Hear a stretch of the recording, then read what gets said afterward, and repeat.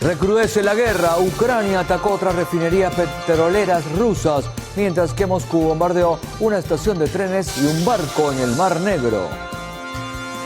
Estas ofensivas de larga distancia ocurren poco después de incidentes en donde ambos bandos denuncian ataques contra civiles mediante el uso de drones.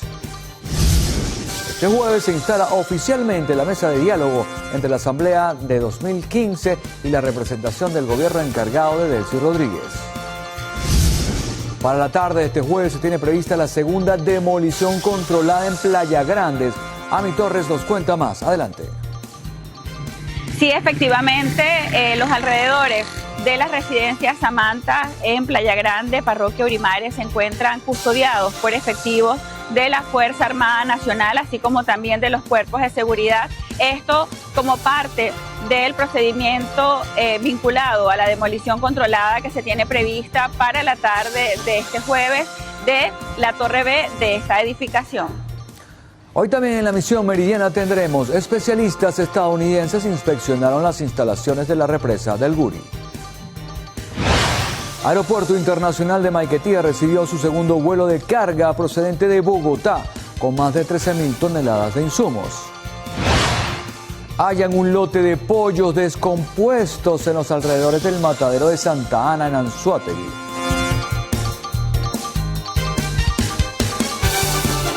En los deportes, Venezuela en lo más alto. Nuestra representación obtuvo 3 nuevas medallas de oro en los Juegos Centroamericanos y del Caribe.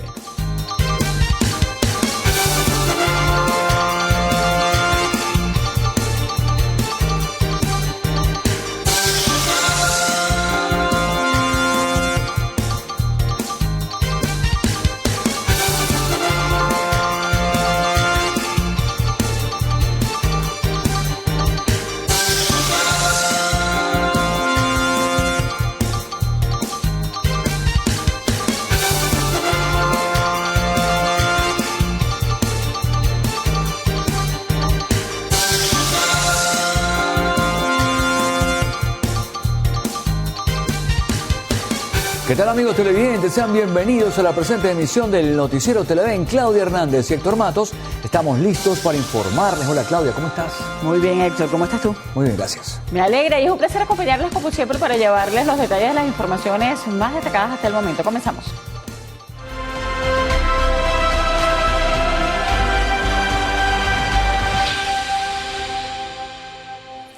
Venezuela entra hoy en un nuevo intento de diálogo político en busca de la reinstitucionalización para encaminar una fase de transición. Y es que el país afronta un escenario radicalmente transformado luego de los hechos del pasado mes de enero. El gobierno encargado y la oposición representada por diputados de la Asamblea de 2015 formalizaron el inicio de un nuevo proceso de conversaciones con el apoyo de Washington. Y justamente luego de 5 días de la fecha prevista, hoy se instala oficialmente la mesa de diálogo entre la Asamblea de 2015 y la representación del gobierno encargado de Delcy Rodríguez. Nuestra compañera Mardoley Prin nos tiene los detalles. Adelante, Mardoley.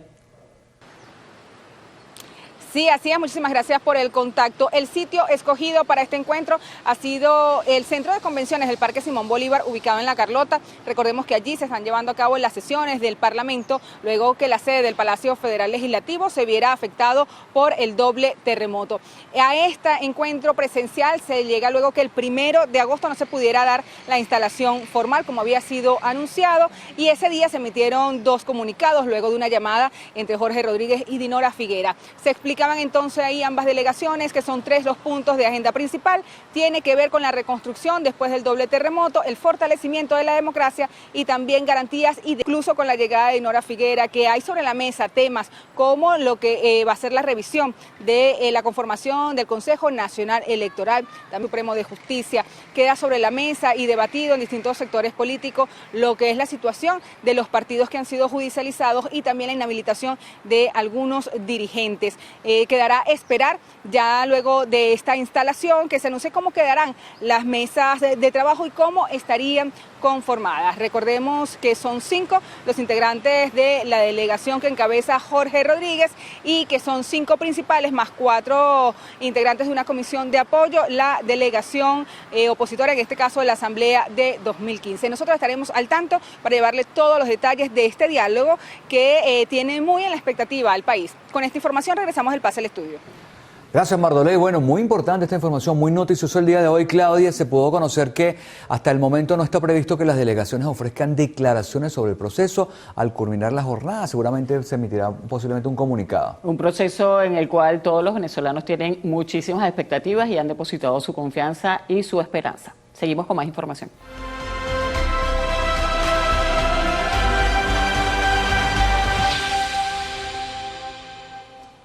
Especialistas estadounidenses inspeccionaron las instalaciones de la represa del Guri como parte de un plan de asistencia para el sector eléctrico venezolano. Así lo resaltó la Embajada de los Estados Unidos en Caracas. La evaluación contó con la participación de expertos técnicos del Departamento de Energía y del Laboratorio Nacional Noreste del Pacífico. La inspección se enfocó en la infraestructura de la principal central hidroeléctrica del país, responsable de suministrar más del 60% de la energía eléctrica a escala nacional. Según la legación diplomática, este diagnóstico se enmarca en el programa del sector eléctrico del Departamento de Estado. Responde al plan estratégico de 3 fases impulsado por la administración estadounidense. El objetivo del proyecto busca sentar las bases para la recuperación económica y la mejora de los servicios públicos y la calidad de vida en el país. El sistema eléctrico nacional continúa teniendo problemas con el déficit de disponibilidad de energía para cubrir toda la demanda del país, lo que produce el constante racionamiento y las fluctuaciones en el servicio que hoy sufren diferentes regiones del territorio venezolano. Así lo expresó el ingeniero Julio César Molina, decano de la Facultad de Ingeniería de la UCB. Fundamentalmente porque hay un desequilibrio entre lo que es la energía hidroeléctrica y la energía termoeléctrica en el país. Nosotros tenemos una muy alta dependencia del sistema de generación hidroeléctrico ubicado en el estado Bolívar, lo que es el Bajo Caroní. Y dependemos también de un sistema de transmisión, tenemos que sacar toda esa energía allá abajo y traerla a lo que es el centro y occidente de Venezuela. Y no tenemos un polo de generación importante que haga un equilibrio en la red. Usualmente la red eléctrica venezolana está diseñada para tener un foco importante de generación termoeléctrica en la parte central del país, que es lo que sería Planta Centro, que es una importante planta allí, y en el occidente tenemos Termozulia y otras plantas importantes en el Zulia, que en conjunto harían un equilibrio. Cuando tú tienes un sistema desequilibrado, porque tienes muy alta dependencia solamente de un solo foco, en este caso la hidroelectricidad, tienes problemas de termoelectricidad, entonces cualquier pequeña falla en la red te produce ese tipo de fluctuación. Molina también destacó que desde el Decanato de Ingeniería de la UCB se busca ampliar las ofertas de servicio de la facultad para poner al servicio del país sus capacidades y competencias para la resolución de problemas como asesorías de proyecto y desarrollo de productos. Más de 2 semanas sin servicio eléctrico llevan al menos 158 familias de la calle Florida en el sector Francisco de Miranda, en San Félix, estado Bolívar, debido a la explosión de 2 transformadores. De acuerdo a lo expuesto por varios vecinos, la explosión de ambos transformadores los ha obligado a modificar sus rutinas.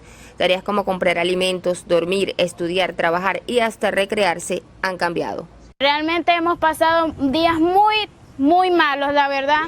Se nos han dañado las comidas e inclusive a nosotros los estudiantes de la universidad nos ha afectado mucho nuestros estudios, ya que no podemos investigar las tareas como son. Se nos hace muy difícil, la verdad.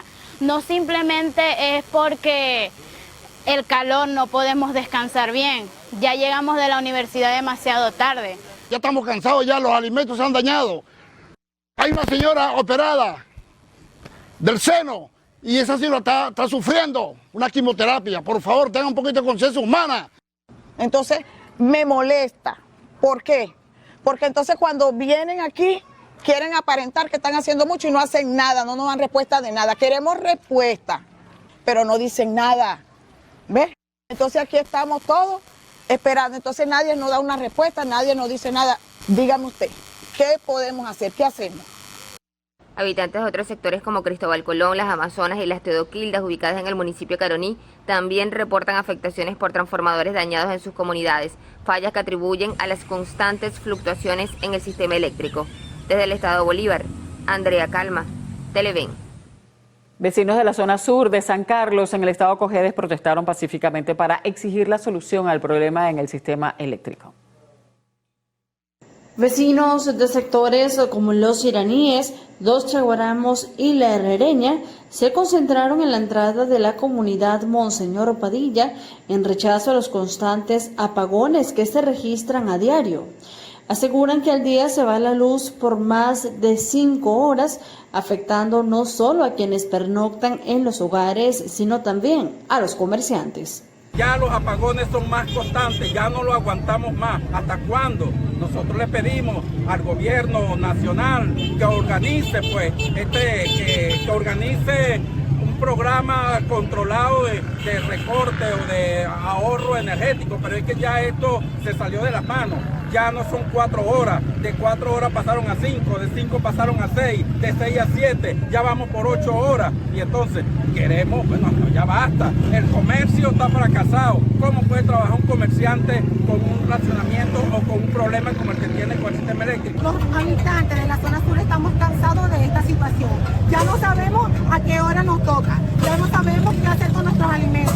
Tenemos adultos mayores en las casas, tenemos niños, tenemos personas de la tercera edad. Son 4 horas, son 5, 6, 7 horas. ¿Hasta cuándo nos vamos a aguantar esto?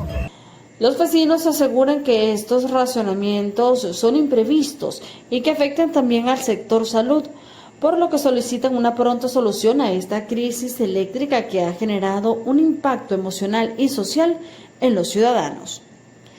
Desde el estado Cojedes, María Yacivit Bolívar, Televen.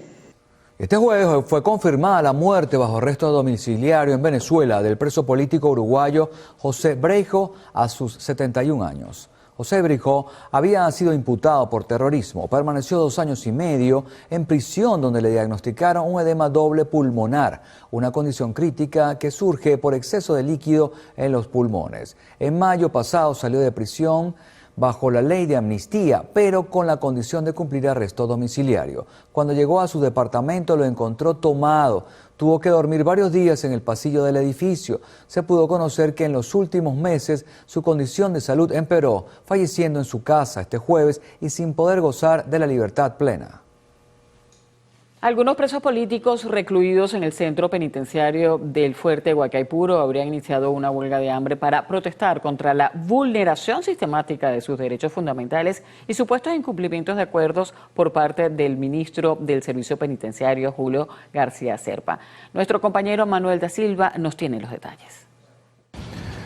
Buenas tardes, así es, agradecemos el contacto según versiones de los propios familiares quienes siguen pernotando acá en lo que son los alrededores de la Embajada Americana desde hace más de 60 días, de 32 integrantes de la Fuerza Armada Nacional Bolivariana que pertenecen al grupo GEON. Al menos 20 se sumaron a esta huelga. Vamos a escuchar parte de los testimonios.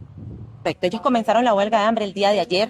Tuvimos la información debido a que nos acercamos al centro de reclusión para hacer la entrega de medicamentos y fue la información que nos dieron. Todavía les violan sus derechos, todavía comen muy mal debido a que el Ministerio de Servicio Penitenciario no les envía las comidas pertinentes y cuando los visitan lo que hacen es burlarse, entonces mentalmente están muy mal.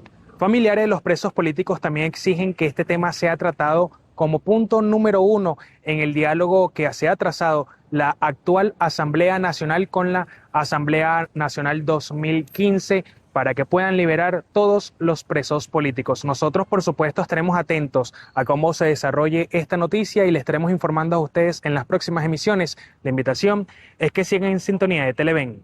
Adelante.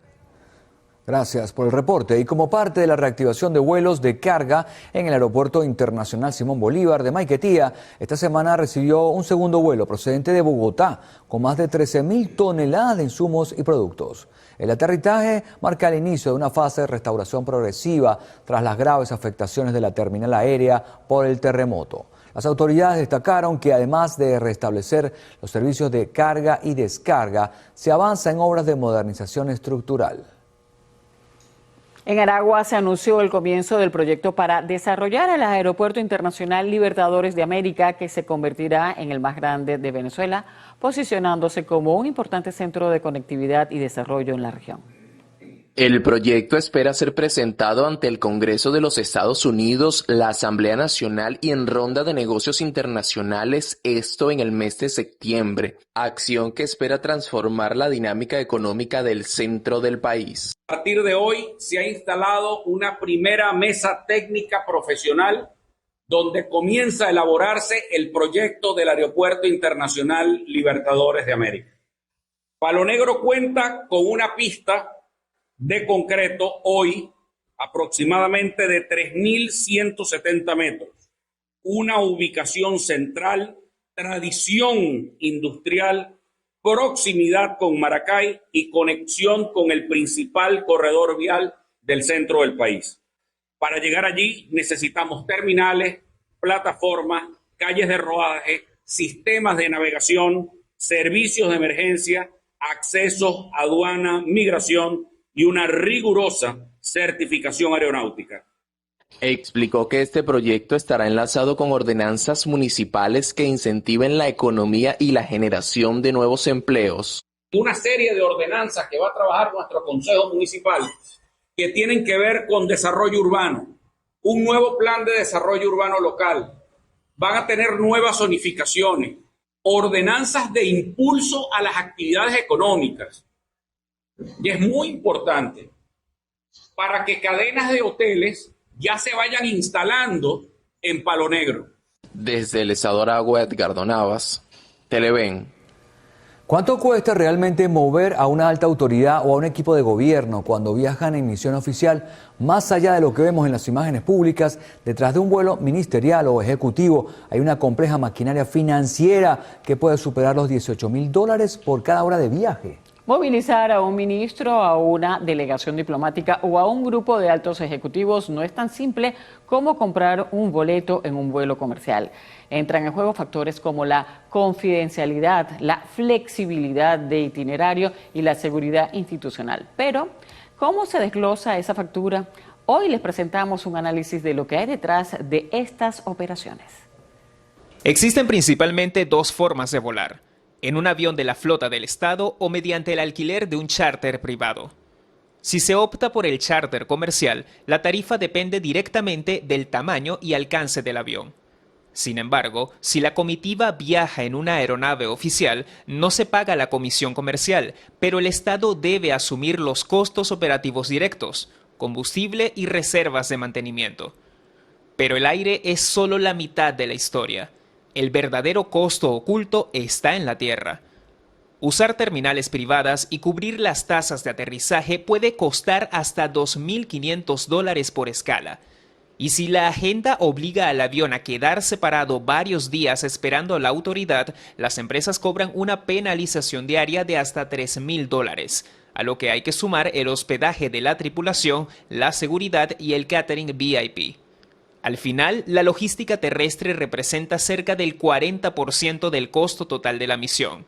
Por eso, el costo real consolidado por cada hora efectiva de viaje terminó ubicándose entre los $5.000 para grupos reducidos y más de $18.000 cuando se trata de delegaciones grandes. Informes de organismos de auditoría pública como la Oficina de Rendición de Cuentas del Gobierno de Estados Unidos señalan que, aunque la seguridad de los funcionarios justifica el uso de estos aviones, la transparencia en los costos de tierra es indispensable. Hacemos una pausa en la presente emisión del noticiero. Al regreso continúan las demoliciones controladas de las edificaciones afectadas por los sismos. Ya les contamos. La política puede ser un arma noble para servir al pueblo, si quienes la practican tienen principios y buscan el bien común. Nelson Mandela.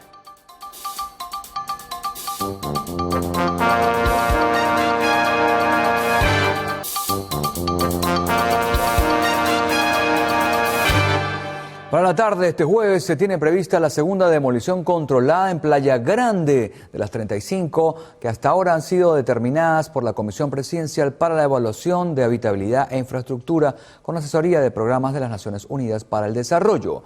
El acceso hacia la residencia Samantha está custodiado por los cuerpos de seguridad. Ami Torres, corresponsal en el estado de La Guaira, con el reporte. Adelante, Ami, te escuchamos. Sí, gracias por el contacto que establecemos desde el oeste del estado de La Guaira, específicamente desde el sector Playa Grande, en la parroquia Urimare, una de las zonas declarada como zona de desastre. Esto producto de la magnitud del impacto del doble terremoto del pasado 24 de junio. Acá este jueves entre las 2 y las 4 de la tarde se tiene prevista la demolición controlada de la Torre B de la residencia Samantha, que de acuerdo al diagnóstico de la Comisión Presidencial para la Evaluación de Habitabilidad de Infraestructura ha determinado el alto riesgo de este edificio. Destacar que, según anunciaba recientemente el gobernador de la entidad, José Alejandro Terán, esta decisión de demoler este tipo de infraestructura se hace previa asamblea con los habitantes de estos edificios. Importante mencionar que en este tipo de asambleas participa también el programa de las Naciones Unidas, que está asesorando al gobierno de Venezuela en el caso de este tipo de procedimientos, así como también instituciones tanto del gobierno nacional, regional como municipal, entre estos la Contraloría General de la República, la Contraloría del Estado de La Guaira, Catastro, entre otros. Esto para brindar la mayor tranquilidad a estas familias en cuanto a la propiedad de sus terrenos. Este es el aporte que podemos ofrecer a esta hora y con él retornamos el pase al estudio. Gracias, Ami. Y esta mañana inició la demolición controlada de parte de la fachada del edificio Los Dos Caminos del municipio Sucre. Por el momento se desconoce cuánto tiempo se va a extender el desmantelamiento técnico debido a la complejidad de los daños. Génesis Rivas desde el lugar ofrece detalles.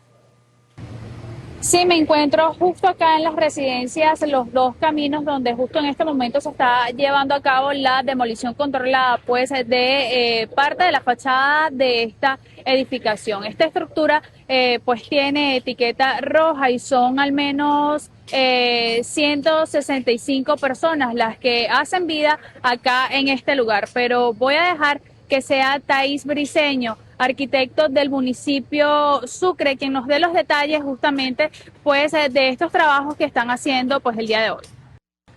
Nos encontramos en el edificio Dos Caminos, Avenida Sucre, el municipio Sucre. Este edificio es de vieja data, fue construido en 1959 y producto del sismo por el terremoto, él tuvo daños en los primeros 3 pisos. Se pueden ver las fracturas que sufrió la fachada en unas paredes flotantes. Son parte de la fachada del edificio. La etiqueta roja en este edificio no es por estructura, sino porque tiene muchos daños severos en mampostería, tanto fachada como los apartamentos internos como tal. Es importante mencionar que esta es la segunda edificación a la que se le hace una demolición controlada. La primera de ellas se realizó en el edificio El Parque, que queda pues justo al lado de esta residencia en la que me encuentro actualmente. Esta es la información que tengo hasta el momento y con ella retorno el pase con ustedes al estudio. Adelante. Gracias por el reporte. Y las urgencias sociales del pasado llevaron a construir edificaciones sobre terrenos de alto riesgo en La Guaira, sin planificación o las tecnologías adecuadas. Así lo afirmó el geólogo y especialista en sismotectónica y paleosismología Frank Audemart. En gran parte el Estado se vio con presión social. Y la presión social lleva a la premura, a la prisa, y probablemente no a hacer las cosas como hay que hacerlas, con el tiempo y la programación y planificación necesaria. Porque, o sea, no sabíamos a ciencia cierta de que íbamos a tener problemas en todos los abanicos, pero sí se sabía con los estudios que habían hecho ciertos estudiantes de la Universidad Central de Venezuela, como ya sabíamos que había efectos de amplificación de ondas en esos abanicos.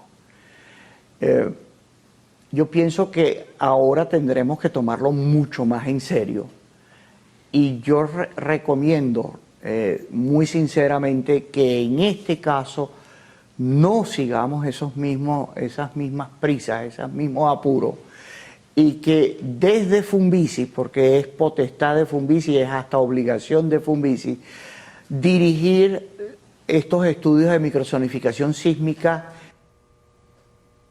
Audemars afirmó que la exigencia de estudios adecuados se fundamenta en el comportamiento del suelo en esa entidad, donde los abanicos aluviales amplifican las fuerzas de las ondas sísmicas. Explicó que si bien existen métodos de ingeniería para mejorar la estabilidad de los terrenos, el primer paso debe ser el diagnóstico geofísico de cada parcela para garantizar la supervivencia de las obras a futuro. En el último mes, la violencia de género engloba el 80% de los delitos registrados en el estado Táchira. Ante esto, la Policía Regional pondrá en práctica un plan estratégico de seguridad que involucra la inteligencia social. De los 304 procedimientos realizados por la Policía del Táchira en los últimos 30 días, 243 fueron delitos de violencia de género contra mujeres. El comandante del cuerpo policial, Jeffrey Rodríguez, recordó algunos de los que a través de videos y denuncias se conocieron y se les dio respuesta con la detención de los involucrados. En el caso de Ureña, el sujeto que agarró a una enfermera y bueno, la arrastró casi que por todo el dispensario. Actuó de manera oportuna y muy profesional la Policía del Estado Táchira. El sujeto que con una correa llevaba a la esposa arrastrada por la casa y que la misma niña fue la que grabó. El comandante anunció que para frenar estos hechos violentos se activará un plan donde la comunidad tendrá un papel principal de la mano con los policías municipales a través de los cuadrantes de seguridad. Es decir, vamos a fortalecer el cuadrante de paz porque vamos a activar la policía comunal para la inteligencia social y a su vez vamos a realizar trabajo social comunitario. En cuanto a reforzar la zona fronteriza por los ataques terroristas en el departamento norte de Santander, Colombia, el jefe policial aseguró que los planes de seguridad en la frontera ya están activados. Y allí ya el plan está, lo que estamos es fortaleciéndolo aún más. Sabemos que de aquel lado todo lo que ha venido ocurriendo, recientemente la información de la explosión de un carro bomba, como le dice. Ya de este lado todo está totalmente en paz. En Táchira, Fabiola Niño, Televen.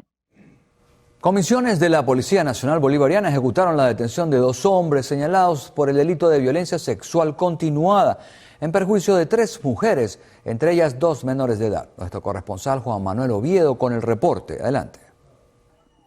Así es, gracias por el contacto. Efectivos adscritos a la División de Investigación Penal de la Policía Nacional Bolivariana procesaron la captura de ambos sujetos tras recibir la denuncia formal de las víctimas.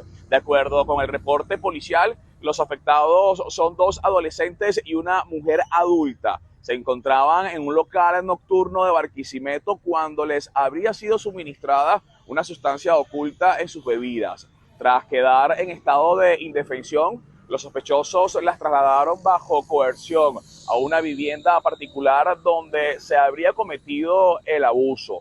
El procedimiento de rastreo y captura se concretó en el sector Negra Matea del barrio El Jeve, perteneciente a la parroquia Catedral.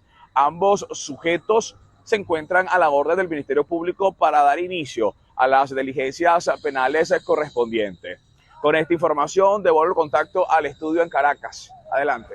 Gracias, Juan Manuel. Y en el estado Anzoátegui encuentran un lote de pollos descompuestos en los alrededores del matadero de Santa Ana. Así lo informaron voceros comunitarios. Las aves supuestamente formaban parte de un proyecto socioproductivo proyectado para procesar 5.000 unidades diarias. Expresamos nuestro tajante rechazo ante el abandono y la intemperie de más de 1.000 pollos muertos en las instalaciones del nuevo matadero de pollo local. Este hecho transforma una promesa de abastecimiento en un severo foco de contaminación que ya paralizó el matadero de ganado continuo.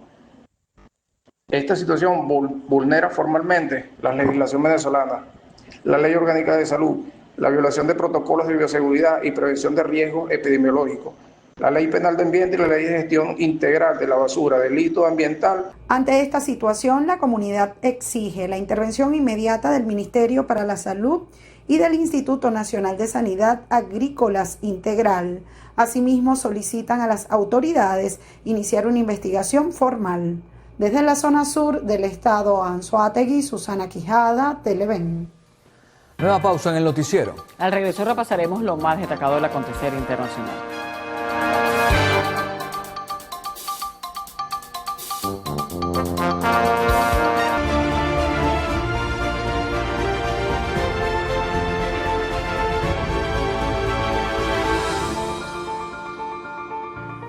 En el ámbito de la conducta humana existen fenómenos que no solo desafían la lógica, sino que fracturan la convivencia social y el ejercicio de la responsabilidad. Uno de los más desconcertantes es la ostentosa. Este comportamiento se limita a la comisión de un error o el desconocimiento involuntario de una realidad. Su rasgo distintivo es la exhibición pública de la ignorancia, la cual es presentada por el sujeto como un logro, una medalla o una victoria táctica. Claudia Hernández con los detalles. Claudia. Así es, Héctor. Desde la psicología clínica y social, este comportamiento responde a 3 mecanismos fundamentales. El primer pilar de este fenómeno es de naturaleza cognitiva, en las fases más agudas del sesgo Dunning-Kruger. El individuo padece una inhabilidad absoluta para evaluar la calidad de sus propias decisiones. Al carecer de las herramientas conceptuales mínimas para medir el impacto de sus actos, la persona es incapaz de registrar su propia incompetencia. Ante la ausencia de un freno interno o de autocrítica, el sujeto interpreta su falta de control como una prueba de superioridad. La ignorancia, al no tener un espejo que la confronte, se autopercibe como invencible. En el segundo tenemos al mecanismo de defensa, narcisismo y desconexión moral. Cuando la realidad o la evidencia contradicen la narrativa del individuo, reconocer el error significaría el colapso de su autoestima para evitar el dolor de la culpa o el desamor propio. La mente activa una desconexión moral. El necio transforma el cinismo en un escudo. Si se ríe del desastre, convence a su entorno y en especial a sí mismo de que la ruina no le afecta o peor aún, de que era parte del plan. Finalmente tenemos el goce de la impunidad, el placer perverso. Gozar de la propia necedad frente a los demás es un acto de agresividad pasiva, cuando el sujeto actúa sin vergüenza ante el daño o el ridículo que genera, busca enviar un mensaje implícito de dominación. Tus reglas, tu lógica y tu realidad no me alcanzan. La risa sobre la ruina no es alegría genuina, es el placer de sentir que no hay consecuencia capaz de quebrantarlo. La ostentación de la necedad no es un rasgo de fortaleza ni de inteligencia estratégica. Es la manifestación de un ego sumamente frágil que prefiere destruir el entorno antes que admitir su propia vulnerabilidad. Quien baila sobre el desastre que provocó no está celebrando un triunfo, simplemente está buscando ruido para no escuchar el peso de sus propios actos.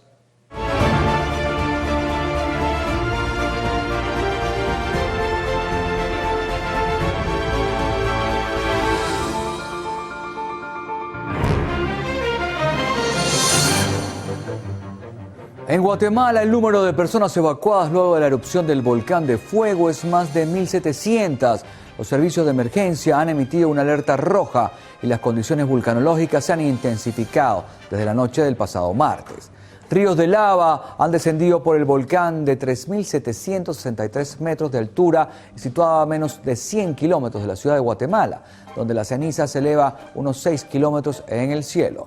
Los habitantes de zonas cercanas que han sido evacuados permanecen en un salón comunitario donde se han instalado camas improvisadas mientras se desconoce aún cuántas personas han sido trasladadas a otras localidades. El gobierno de Ucrania se atribuyó nuevos ataques contra refinerías de petróleo rusas. mientras que Moscú bombardeó una estación de tren ucraniana y un barco en el Mar Negro en un momento en el que ambos países amplían su ofensiva de largo alcance. El presidente ucraniano Volodymyr Zelensky indicó que estos ataques alcanzaron una refinería en Bangarkosta y otra infraestructura petrolera en la región de Yaroslavl, a 700 kilómetros del área de batalla. Por su parte, el Ministerio de Defensa ruso anunció que durante la noche derribó 605 drones ucranianos sobre una veintena de sus regiones y la anexada península de Crimea.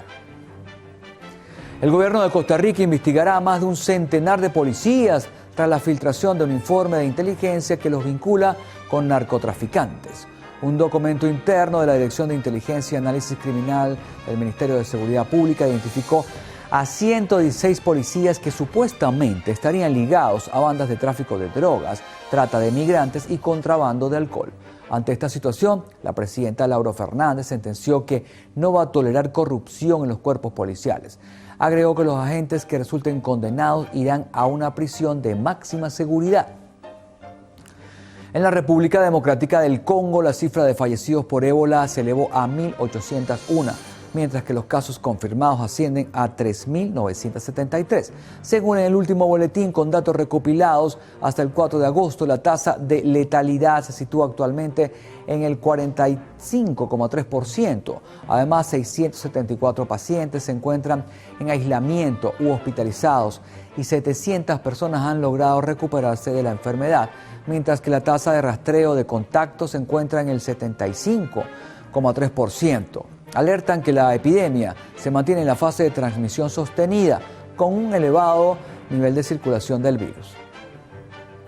Y los niveles de agua en los principales ríos de Europa registran mínimos históricos debido a intensas olas de calor que golpean a la región. La magnitud del fenómeno ya es visible desde el espacio. Los cauces de los ríos se han reducido al punto de quedar casi secos, mostrando grandes extensiones de arena descubiertas y amplias zonas con vegetación reseca, lo que a lo largo del continente el descenso de caudales de vías fluviales estratégicas como el Danubio y el Rin ya causan afectaciones en el transporte de mercancías, la refrigeración de plantas eléctricas, el turismo y los ecosistemas. Ante la gravedad de la situación, expertos advierten que la pérdida de la humedad en los suelos se está acelerando.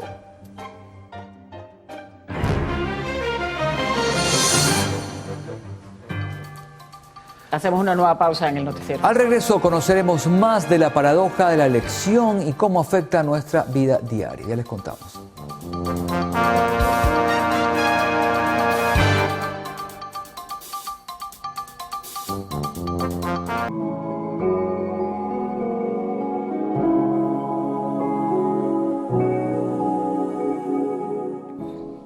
¿Le ha pasado que abre una plataforma de streaming para ver una película y pasa casi una hora navegando entre cientos de títulos para terminar apagando el televisor por puro cansancio y frustración?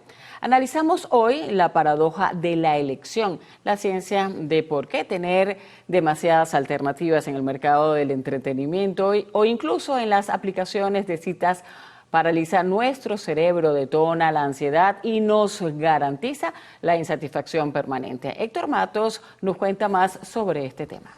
Así es, Claudia. Formulada por el psicólogo Barry Schwartzkopf, esta teoría explica que cuando el cerebro humano se enfrenta a una abundancia excesiva cantidad de opciones, sufre una sobrecarga severa. En lugar de sentirnos libres, nos paralizamos debido al costo de oportunidad, es decir, la mente abrumada, pensando todo lo que estaríamos perdiendo al elegir una sola alternativa sobre las demás. Esto provoca que en caso de lograr elegir, nos sintamos profundamente infelices con el resultado final.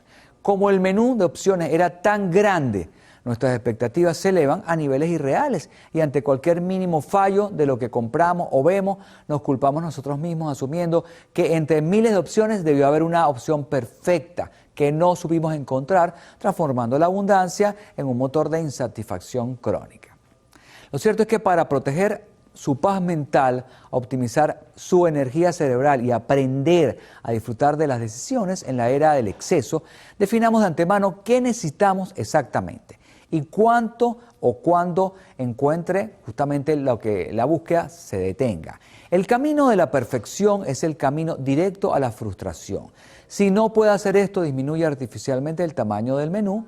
Si va a elegir restaurantes, una película o un libro, filtre la búsqueda a un máximo de 3 opciones desde el principio y prohíbase mirar el resto. Una vez que haya tomado una decisión, cierre las pestañas de búsqueda y deje de comprar. Entrene a su mente para concentrarse en maximizar el valor de lo que ya eligió en lugar de fantasear con los caminos no tomados. La paradoja de la elección nos deja una gran lección sobre los límites del bienestar. Hay que autolimitarnos en un mundo que no sabe parar. Obsesionarnos con encontrar la alternativa perfecta en cada aspecto de la vida solo nos convierte en eternos insatisfechos que miran el presente con nostalgia de lo que pudo haber sido. Con esta información volvemos al set principal.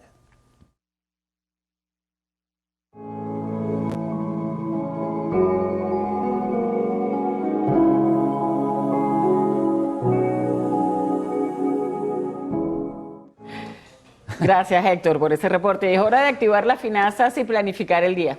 Vamos de inmediato con Fabián Campos y su flash económico con los datos que cuidan tu bolsillo.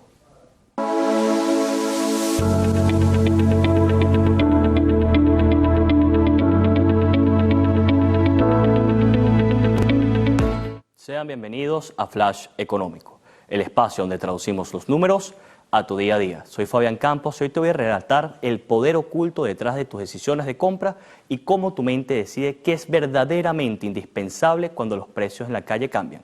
Comencemos.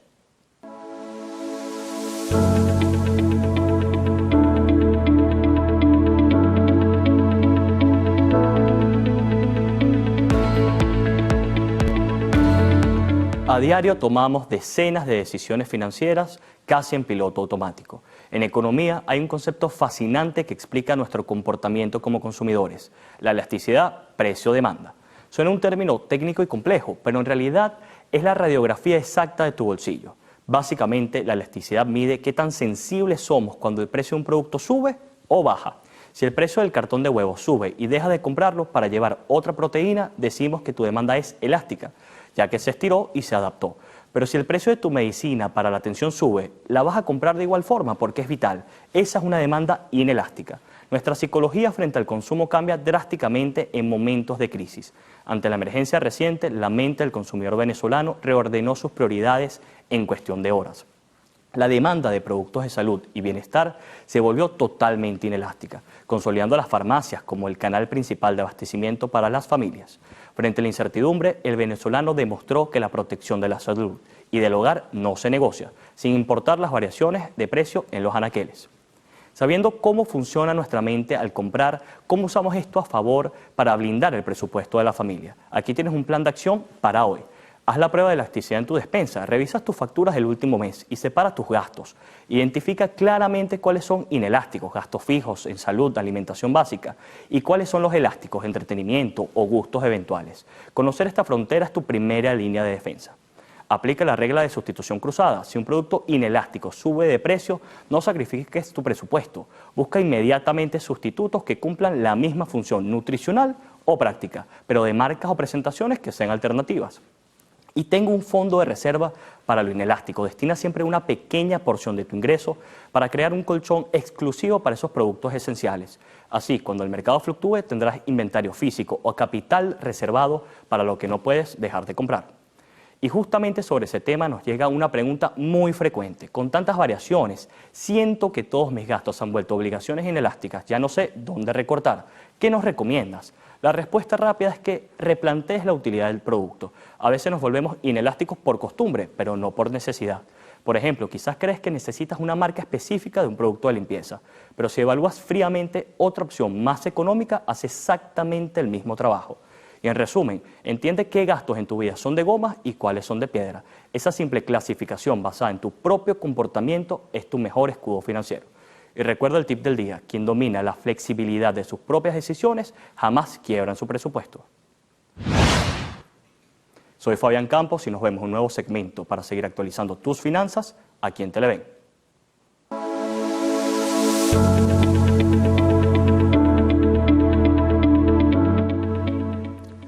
Nueva pausa en la presente emisión del noticiero. Al regreso revisaremos la información deportiva con Alejandro Parra. Así es, compañeros, al regreso les daremos detalles de la llegada de Jan Diomandé al Real Madrid. Esto y más después de la pausa. Ya venimos.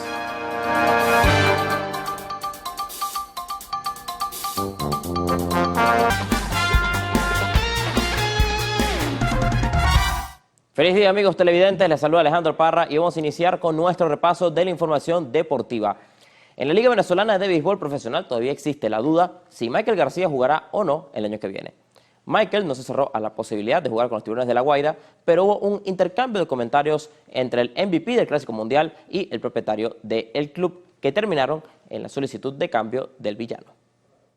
Yo dije como que, yo pensé fue como que, con todo lo que yo he dicho en entrevista, en podcast, como que no, ya no iba por La Guaira y tal.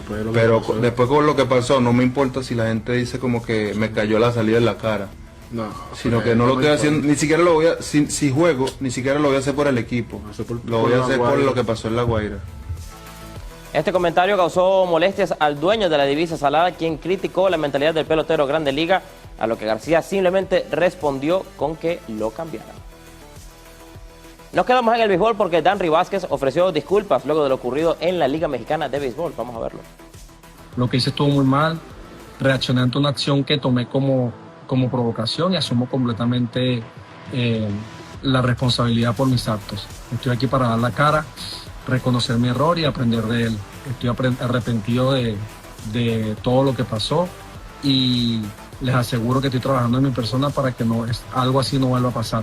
Asumo las consecuencias de mis actos, amo este deporte, amo el béisbol y le debo mucho a este deporte en general.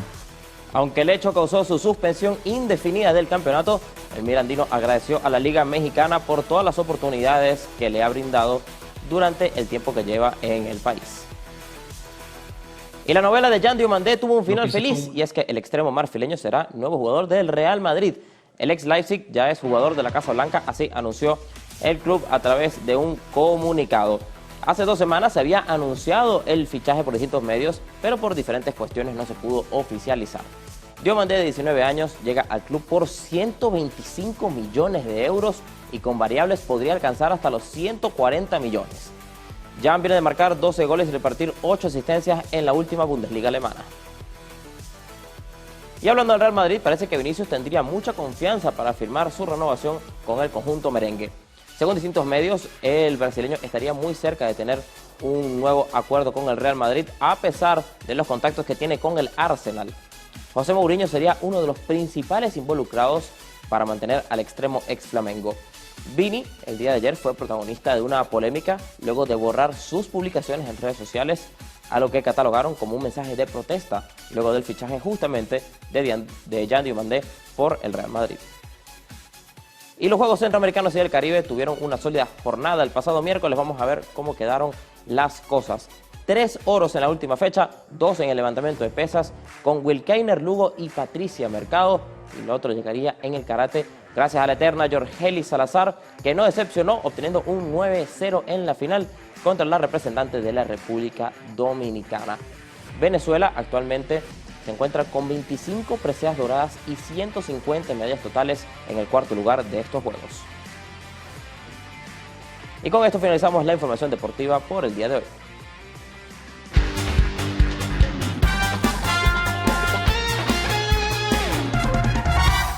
Y así finalizamos la emisión meridiana del Noticiero Televen. Gracias por preferir estar informados con nosotros. Los invitamos a continuar con más de nuestra programación y recuerden, Televen está en todo. Hasta mañana.